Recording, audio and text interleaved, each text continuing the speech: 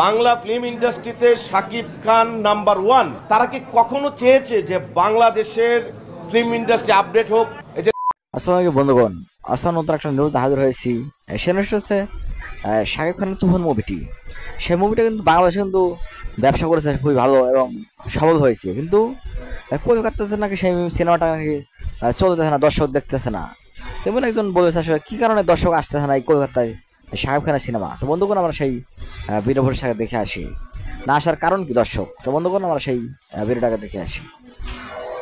Film ইন্ডাস্ট্রিতে Shakib Khan number one. তারা কি কখনো চেয়েছে যে বাংলাদেশের ফিল্ম ইন্ডাস্ট্রি আপডেট হোক? এই যে দেবের একটা খুচা আপনারা টের পেয়েছেন। জিৎ যে বললো এখানে বাজার খোলা আছে, সবাই আসতে পারে, এটা কিন্তু মন থেকে বলে নাই।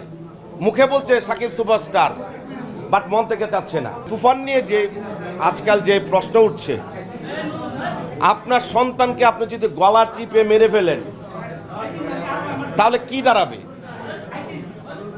আপনার ভবিষ্যতে ভরণ পোষণ কে করবে? বাংলা ফিল্ম ইন্ডাস্ট্রিতে শাকিব খান নাম্বার ওয়ান আমি মনে করি।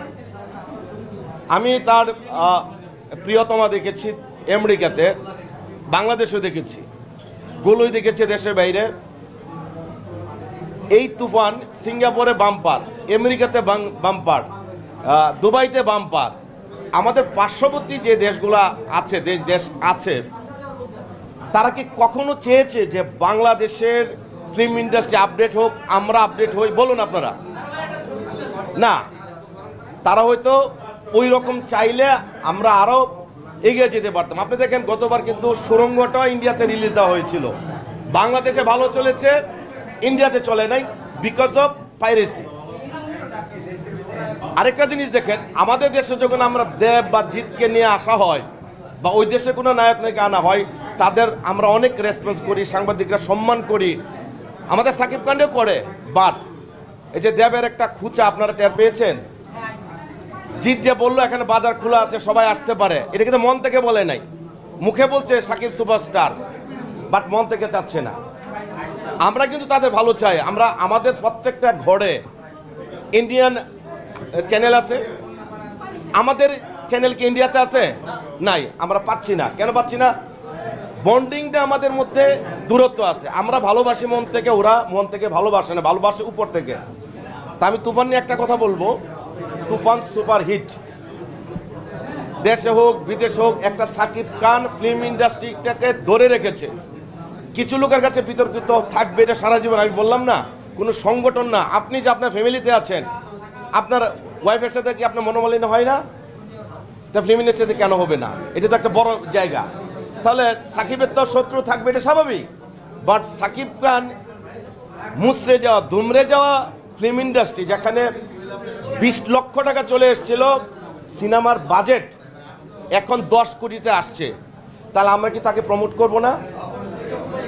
আমি প্রায় 40টা কান্ট্রি ট্যুর করেছি অলরেডি। বাংলাদেশ চীনে সাকিবুল হাসান আর সাকিব খানকে দিয়ে, এটা আপনাদের স্বীকার করতে হবে। আমি এমন একটা কান্ট্রিতে গেছি, you know Bangladesh, no no no, you know Sakibul Hasan, oh yeah Sakibul Hasan, yeah I know. আমার ভালো লাগার বিষয়, যেই দেশে বাঙালিরা আছে সাকিব খানের ছবি দেখছে, সাকিব খানে এক ডাকে চিনে। এই যে বাংলাদেশকে প্রমোট করছে, দেশের উন্নতির পাশাপাশি সাকিব খান, সাকিবুল হাসান আমাদের দেশকে প্রমোট করছে না। আমরা বড় স্বার্থে বড়ভাবে দেখা উচিত, মনটাকে ক্ষীণ করা উচিত না। আমি মনে করব নতুন যারা ডিরেক্টর আছে, হিমেল আশরাফ, তপু খান, ওরা কিন্তু ভালো বানিয়েছে, বাট তুফান সবচেয়ে বেটার গিয়েছে এই পর্যন্ত রিপোর্ট। প্রিয়তমা ভালো গিয়েছে। আমি আশা করি নেক্সট আরও ভালো হবে এবং আমরা সবাই মিলে সাপোর্ট করব। এক দুজন বিচ্ছিন্ন ঘটনাতে থাকবে, এগুলো আমরা। তো বন্ধুগণ, আমরা সেই ভিডিওটি দেখলাম, যেখানে দেখা শাকিব খানের মুভি কলকাতার নাকি সিনেমা নাকি দর্শক আসতেছে না, এমন কিন্তু নিউজ হয়েছে অনেক জায়গায়, এবং সিনেমাটা নাকি সেখানে কিন্তু ব্যবসা সফল হচ্ছে না। এর আগে কিন্তু বাংলাদেশে মুক্তি পেয়েছে, তখন কিন্তু অনেক ব্যবসা করেছে। এবং তোমাদের কী মনে হয় অবশ্যই কোনো জানাবে। এই ভিডিওটা দেখার পর আসলে তোমাদের কী মনে হয়েছে, আসলে শাকিব খানের দর্শক কেন কলকাতাতে কেন দর্শক আসতেছে না, তোমাদের কী মনে হয় অবশ্যই কোনো জানাবে। তার সঙ্গে শেষ হচ্ছি, দেখাবো না কোনো নিউজ।